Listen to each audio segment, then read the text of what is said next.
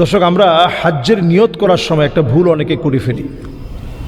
সেটা হচ্ছে, আমরা যখন হাজি ক্যাম্প থেকে দেখবেন মুআল্লিমরা অনেক সময় আপনাদেরকে পড়ায় আল্লাহুম্মা ইন্নী উরিদুল হাজ্জা ওয়াল উমরা ফায়াসসিরহুমা লি, তো সবাই তখন ডাক বেঁধে এটা পড়তে থাকি।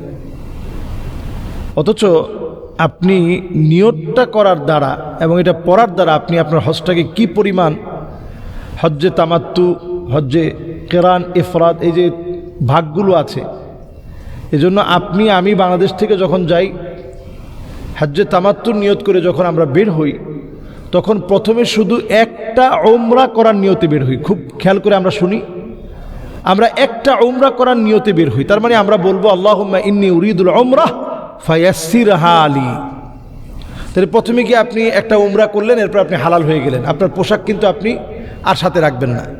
আপনি তাওয়াফ করলেন, এরপর সাফা মারোয়ায় সাই করলেন, মাথা মুন্ডন করে আপনি ইহরামের কাপড় বাদ দিয়ে সাধারণ ড্রেস আপ আপনি পরতে পারবেন। কিন্তু আপনি যদি হজ এবং ওমরা দুইটার নিয়ত একত্রে করেন, তাহলে কিন্তু আবার এই পোশাক কিন্তু আপনি আপনার গা থেকে খুলতে পারবেন না। তাহলে একটা নিয়ত কত সাংঘাতিক হতে পারে আপনি চিন্তা করেন।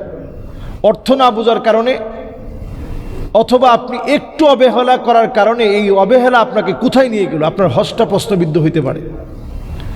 এরপরে আমি বলবো, এই যে আমরা কোরবানি করি, এটার পশুটা অনেক সময় আমরা জানি না যে কোথায় পশুটা কেনা হচ্ছে, কোথায় কি করা হচ্ছে।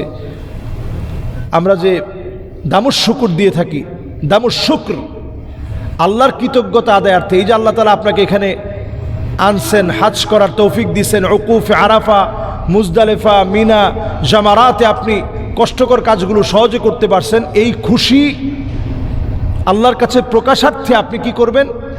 একটা দামুস শুক্র, একটা কোরবানি করবেন। তো এই কোরবানি করতে গিয়ে আমরা পশুর টাকাটা দিয়ে দিই, আমরা এটা না করে, এবং আমরা নিজেরা চেষ্টা করব অন্তত দেখার জন্য, জানার জন্য যে আমার কোরবানির পশুটা কোথায়, এটা খোঁজ খবর নেবেন। আর যদি তারপরেও কেউ খোঁজ খবর না নেয়, যদি কেউ ঠকায় দেয়, তাহলে এটা আপনি আগুন গিলে ফেললেন। এজন্য যারা হাজ্জে যাচ্ছেন, আমরা সুন্দর পরিশুদ্ধ নিয়ত করে, আমরা আল্লাহর ঘরে যারা হাজ্জের নিয়ত করে গিয়েছি, আমরা আলহামদুলিল্লাহ হাজ্জের জন্য আল্লাহর ঘরটাকে আমরা প্রদক্ষিণ করব, তাওয়াফ করব। তাওয়াফের সময় আমরা নিচের দিকে তাকায় থাকবো এবং কল্পনা করব যে এই জায়গাতে আবু বকর রাদিয়াল্লাহু তাআলা আনহুর রক্ত ঝরেছে। এই জায়গাতে শুধু আবু বকর রাদিয়াল্লাহু তাআলা আনহু না, এই জায়গাতে রক্ত ঝরেছে আবু বকর রাদিয়াল্লাহু তাআলা আনহুর পাশাপাশি এই জায়গাতে রক্ত ঝরেছে হযরতে বেলাল রাদিয়াল্লাহু তাআলা আনহুর।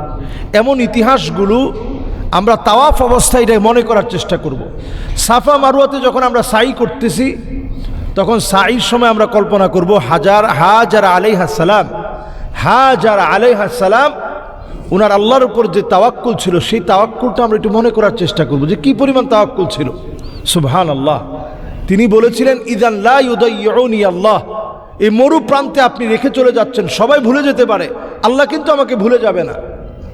ঠিকই মা যখন পানির জন্য দৌড়াচ্ছিলেন, আল্লাহ তাআলা জমজমের পানি দিয়েছেন, যে পানির হিস্ট্রি এতটা তাৎপর্যপূর্ণ, যে পানি কখনো ফুরিয়ে যায় না। তা আল্লাহ রাব্বুল ইজ্জাত ওয়াল জালাল আমাদের প্রত্যেককে, আমাদের হাজকে হাজ্জে মাবরুর হিসাবে কবুল করুক। রাজাআ কায়াউমিন ওয়ালাদাতহু উম্মুহু, এমন হাজ আমাদের হাজকে আল্লাহ তাআলা বানায় দিক, যাতে করে আমার হাজ্জের পরে আর কোনো গুনাহ নাই, এমন নিষ্পাপ বেহেশতে যেন আল্লাহ আমাদেরকে বানায় দেয়। আসসালামু আলাইকুম ওয়া রাহমাতুল্লাহি ওয়া বারাকাতুহু।